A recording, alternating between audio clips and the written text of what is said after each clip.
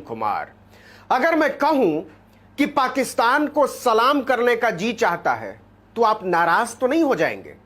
आपका पता नहीं, लेकिन गिरिराज सिंह का बूता चले तो गोली मरवा दे।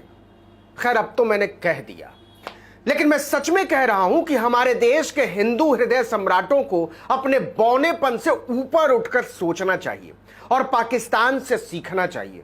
क्यों सीखना चाहिए, इसके बारे में हम बताएंगे, लेकिन पहले गौर कीजिए कि हमारे देश के उन बौने हिंदू हृदय सम्राटों की राजनीति क्या कहती है, उनकी भाषा क्या कहती है, उनकी सोच क्या कहती है, उनकी समझदारी क्या कहती है।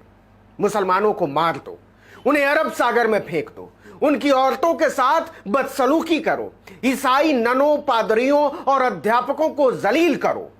हिंदुत्व के वो कुंठित बौने कहते हैं कि हम इस मुल्क में 5000 मस्जिदों को गिराने वाले हैं।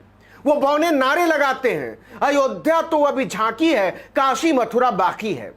वो बौने चाहते हैं कि इस देश के मुसलमान सरकारों से डरें, हिंदुओं से डरें, अपनी बात कहते हुए डरें, और नहीं तो आप उन्हें मार देंगे, उनसे घृणा का प्रचार करेंगे, हत्यारों का जलूस निकालेंगे, उन्हें फूल माला पहनाएंगे। इस तस्वीर के बरक्स पाकिस्तान में क्या हुआ? वहां भी एक पंजाब है, आप जानते होंगे। जब बंटवारा हुआ तो आधा पंजाब उधर चला गया और आधा इधर रह गया। लाहौर भी पहले पंजाब का हिस्सा था। असगर वजाहत साहब की एक बड़ी मशहूर किताब है, जिन लाहौर नहीं देखा वो जन्मया नहीं, मतलब जिसने लाहौर नहीं देखा वो पैदा ही नहीं हुआ। खैर, पाकिस्तान वाले पंजाब प्रांत में एक जिला है रहीम यार खान। उस रहीम यार खान में एक कस्बा है भोंग। आप ये भी जानते होंगे कि पाकिस्तान संवैधानिक तौर पर एक इस्लामिक देश है, लेकिन भोंग में कुछ हिंदू भी रहते हैं। वहां के कुछ गुंडों ने, जो अपने आप को मुसलमान बताते थे, एक गणेश मंदिर तोड़ दिया। क्यों तोड़ दिया, इसकी वजह सुनिए, मुझसे नहीं, पाकिस्तान की संसद में खड़े होकर बोल रहे एक सांसद से। 21 जुलाई को दरगाह के अंदर, मदरसे के अंदर वो चला गया है और उसको उसने, बंदे ने, जो वहां का खुद था, उसने पकड़ा है कि आप हिंदू हो, यहाँ पे क्यों आए हो।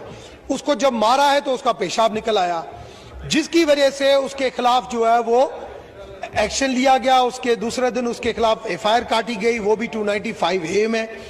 2 दिन वो 8 साल का बच्चा जेल में रहा। पाकिस्तान के सभ्य समाज में हंगामा मच गया। 8 साल के बच्चे को जेल में कैसे डाल दिया? सुप्रीम कोर्ट ने संज्ञान लिया और बच्चे को छोड़ा गया। इससे भोंग के कुछ गुंडे इतने नाराज हुए कि मंदिर पर धावा बोल दिया।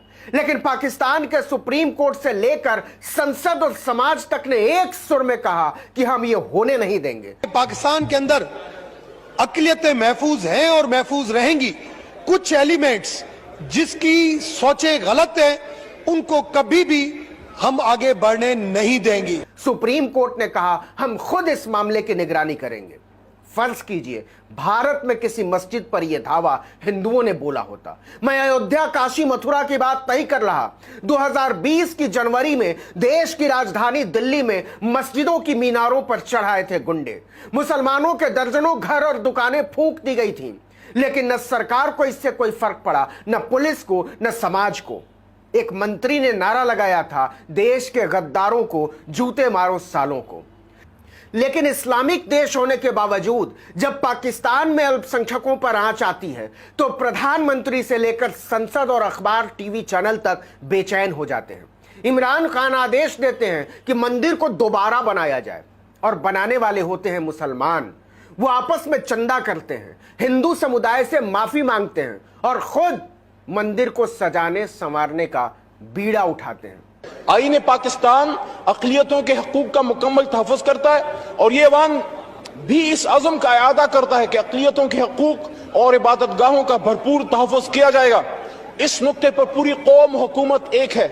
वज़ीर-ए-आज़म इमरान खान ने जल्द अज जल्द मंदिर को बहाल करने का हुक्म दिया था। दिन भर आला इंतजामी अफसरान ने मंदिर में काम का मुआयना और निगरानी की। लेकिन इससे भी खूबसूरत बात होती है कि पाकिस्तान की संसद एक प्रस्ताव पास करके इस घटना की निंदा करती है और ऐसा करने वाले मवालियों को सबक सिखाने का वादा करती है। कहती है कि इस रवायत की पाकिस्तान के सभ्य समाज में कोई जगह नहीं है, हम इसको बर्दाश्त नहीं करेंगे।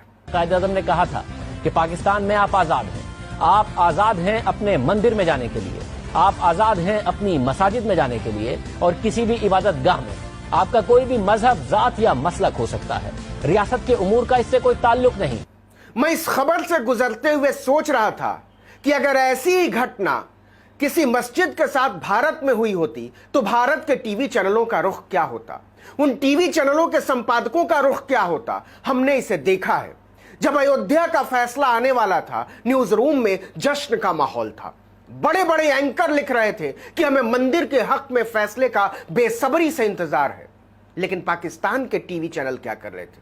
वो बता रहे थे कि हम ऐसे मुल्क नहीं हैं, हम इस घटना पर शर्मिंदा हैं एक देश के बतौर। रहीम यार खान मंदिर पर हमले के मुलजिम फौरी गिरफ्तार किए जाएं, शरपसंदों के खिलाफ भी कार्रवाई की जाए। सुप्रीम कोर्ट का हुक्म, मंदिर बहाली के अखराजात भी मुलजिमों से वसूल करने की हिदायत कर दिया। क्या भारत के टीवी चैनलों के गिद्ध पत्रकार और संपादक पाकिस्तान की पत्रकारिता से कुछ सीखेंगे? क्या भारत के हिंदू हृदय सम्राट पाकिस्तान और उसके हुक्मरान से कुछ सीखेंगे, उसके अवाम से कुछ सीखेंगे? मुझे इसकी उम्मीद न के बराबर है और इसलिए पाकिस्तान को इस मुद्दे पर सलाम करने का दिल करता है।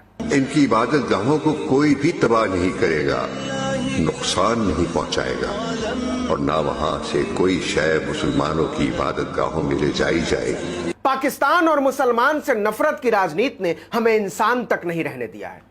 क्या आपको ऐसा नहीं लगता? मोहब्बत और नफरत आपका हक है, लेकिन क्या आप इस बात से शर्मिंदा महसूस नहीं करते कि जब भारत की हॉकी टीम ने 41 साल बाद ओलंपिक में मेडल जीता तो पूरे पाकिस्तान ने हमारे खिलाड़ियों को मुबारकें पेश की, हमारी लड़कियों को कमाल कहा, उनकी बलाएं ली। और हम क्या कर रहे हैं? इस देश के 18 करोड़ लोगों का दिल दुखाने का जश्न मना रहे हैं और कह रहे हैं कि तुम्हारे पुरखों से हमारा बदला अभी पूरा नहीं हुआ है। हम बाबरी मस्जिद गिराए जाने के राष्ट्रीय कलंक पर इतराने वाले लोग हैं। उन कायरों ने लिब्राहन कमीशन के सामने कभी कबूल नहीं किया कि यह कुकर्म हमने किया था। पिछले 7 साल में मॉब लिंचिंग में 150 से ज्यादा मुसलमानों को मारा गया है। आप प्रधानमंत्री नरेंद्र मोदी का एक ट्वीट दिखा दीजिए, एक बयान दिखा दीजिए कि हम लोकतंत्र पर यह दाग बर्दाश्त नहीं करेंगे, सबको सजा मिलेगी। आप पाकिस्तान को लाख गालियां दे दीजिए, लेकिन वो चंदा करके तोड़े हुए मंदिर बनाने वाला देश है, अल्पसंख्यकों से माफी मांगने वाला देश है, उन्हें यकीन दिलाने वाला देश है कि आप महफूज हैं। और हम अपने अल्पसंख्यकों को धमकी देने वाले देश हैं। भारत की संसद में खड़े होकर उनकी नागरिकता की तौहीन करने वाले देश हैं। यहां के दिवालिया टीवी चैनल दिन रात आपको दिखा रहे हैं कि इमरान खान भिखारी हैं, पाकिस्तान कंगाल है, चीन का गुलाम है, वहां हिंदुओं को कुचला जा रहा है। लेकिन वो भारत में मुसलमानों के साथ दोयम दर्जे के सलूक के बारे में कुछ नहीं बोलता। आप पाकिस्तान को गालियां दीजिए, लेकिन आप यह भी सोचिए कि जब अफगानिस्तान में शहीद हुए पत्रकार दानिश सिद्दीकी की लाश भारत पहुंचती है तो प्रधानमंत्री से लेकर गृह मंत्री और विदेश मंत्री तक की संवेदना को काट मार जाता है। आपको बुरा लगता हो तो लगे, लेकिन भोंग की घटना के बाद पाकिस्तान और इमरान ने जमहूरियत का जो चेहरा पेश किया है उसने दिल जीत लिया है। आप कलेजे पर हाथ रखकर अपने आप से पूछिएगा, ज्यादा खुशी तोड़ देने में मिलती है या कुछ बना देने में?